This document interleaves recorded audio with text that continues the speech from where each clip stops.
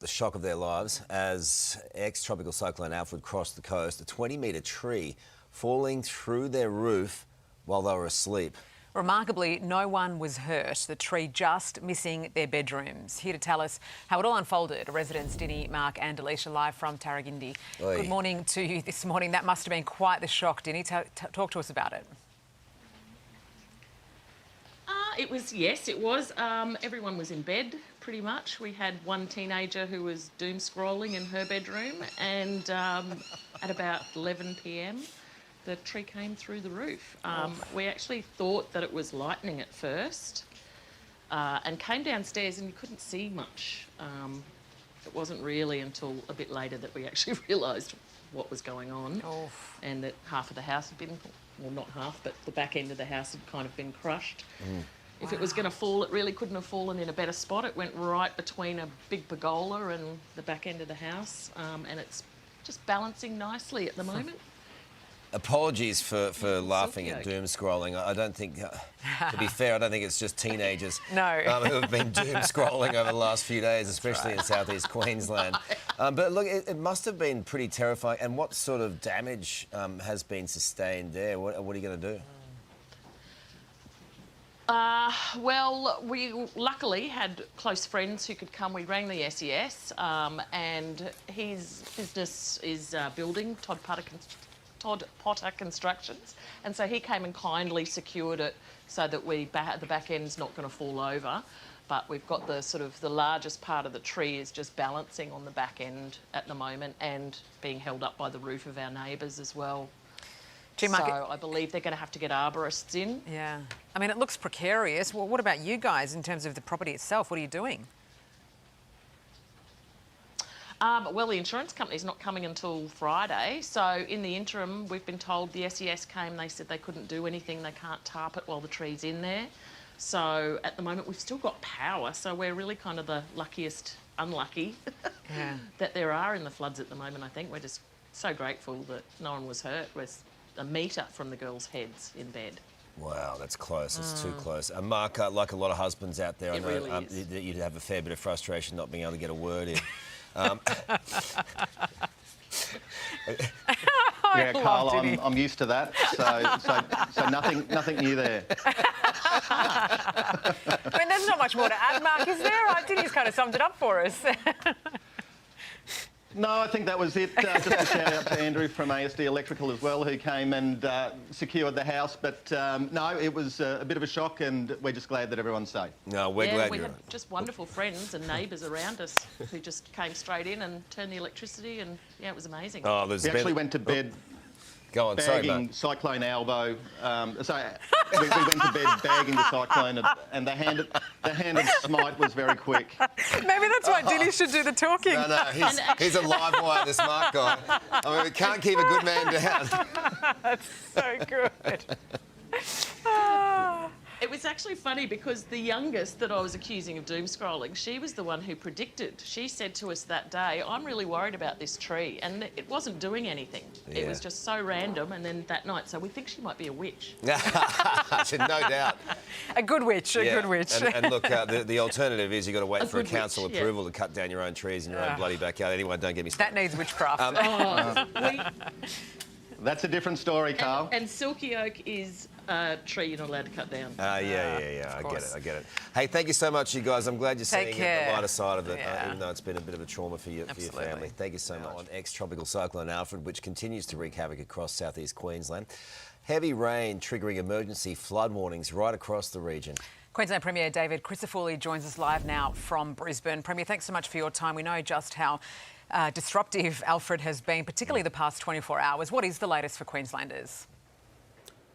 It really has, Sarah, and overnight there was quite a large amount of rain across a big area. So to give you a perspective, there was 17 people rescued by swift water.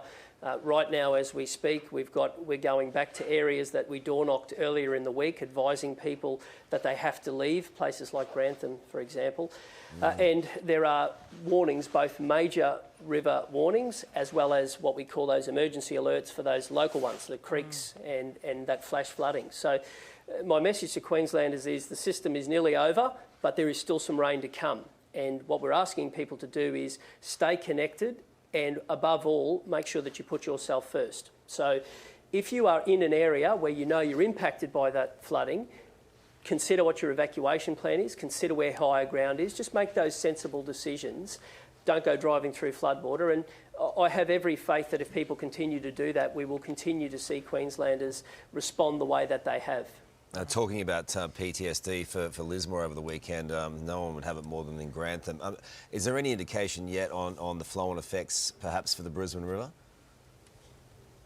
Well, Carl, that's all being modelled, but we are making sure that we put out those major flood warnings as they come to hand. Now, there are creeks where we're advising people just to stay connected and stay alert. Now, Council, to their great credit, have flood modelled all of that post-22, and it's really good quality flood modelling, and we've been pointing people to that during the course of the week through that disaster.qld.gov.au website. But overwhelmingly, people do know those low-lying areas. There will be emergency alerts that have been issued and will continue to be issued. We're just asking people to stay connected, stay alert, and if they do, I do have every faith that people will get through it. It's going to be a big and expensive clean-up, as you know, Premier. I mean, that message from you just then about staying connected is going to be so difficult as well for some 200,000 homes which are still in the dark. You know, we've heard from Energex this morning, but it's an anxious wait if it's going to be days and weeks before power's restored. Yeah, it is going to be an anxious wait, and it's tough for people. It's tough. If you don't have electricity and you're trying to get back on your feet, it's tough. But I want to give you an indication of how seriously everyone's taking it.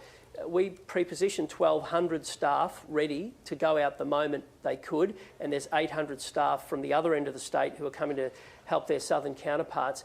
They were out there yesterday in the pouring rain, and I went and said thanks to them in the morning, and many of them who I spoke to, they don't even have power at home. They've left their own families at home to go and connect power. Now, during the height of this, we had about 420,000 homes and businesses without power. It's now down to about 220,000. But I know that's cold comfort for someone who's sitting there without a fan, without the ability to have a fridge, but they're doing everything and they are throwing everything at it. And I want Queenslanders to know that there will be different stages during this process, but there won't be daylight between response and recovery. At the other end of the state, we've got North and Far North Queensland who are a few weeks into their recovery, and that continues in earnest. There'll be people this morning people literally in the last hour who have been rescued from a caravan park at Nambour, and likewise there'll be people who have been cleaning up branches in their yards for the last couple of days. Everyone's at different stages of that recovery, but I assure you we will make sure we go from response to recovery, and there won't be a Queenslander left behind. That's my commitment. All right, look, this flood emergency took, I think, Hervey Bay by surprise yesterday, and there's a bit of anger there. The bomb didn't warn them, give them adequate warning. It's always frustrating when that happens.